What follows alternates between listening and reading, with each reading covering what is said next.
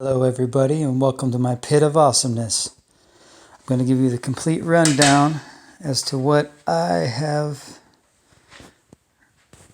and kind of a little bit of a review of some of the items as we go through them. Alright, starting with the Alesis Strike multipad.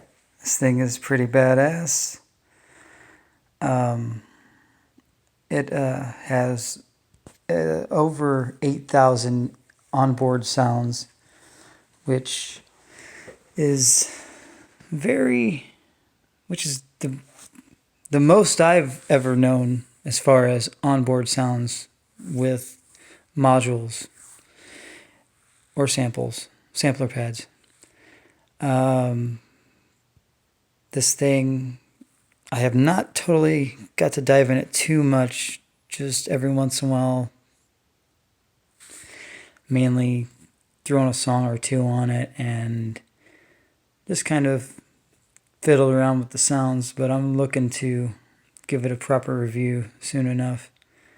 But it's hooked to these three bad boys right here, which is two PD-120 Roland V-drums and a D-drum hybrid tom that I obviously put a mesh head on, and everything is mesh now. I used to have rubber pads, and with the exceptions of the cymbals, obviously everything is mesh. I'm very happy with the next thing, which is this Alesis Strike Pro SE, which I'm pretty much running all Alesis with the exception of what I have to the left here, which is the Roland TD9 and the Roland SPD SX, which that was my workhorse sampler for a long time. I have quite a bit of songs on there. Actually, I'm going to be playing quite a bit of them in the future, but this bad boy, it has,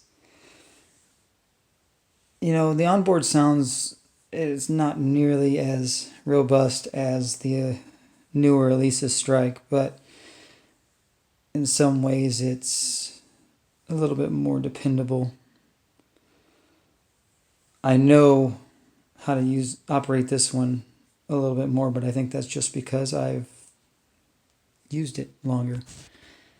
But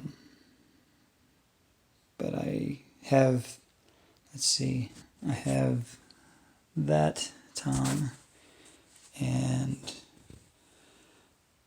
the other PD-120 hooked to it, and then everything else over here, all these Roland cymbals and these pads and that kick drum down there are hooked to the TD9, which is a good,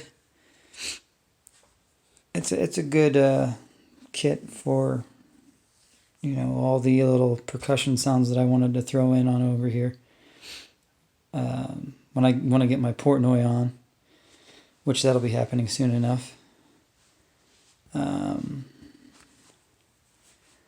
The only complaint I would have with the Strike, looking back at it again, as far as how it looks, it's awesome to look at.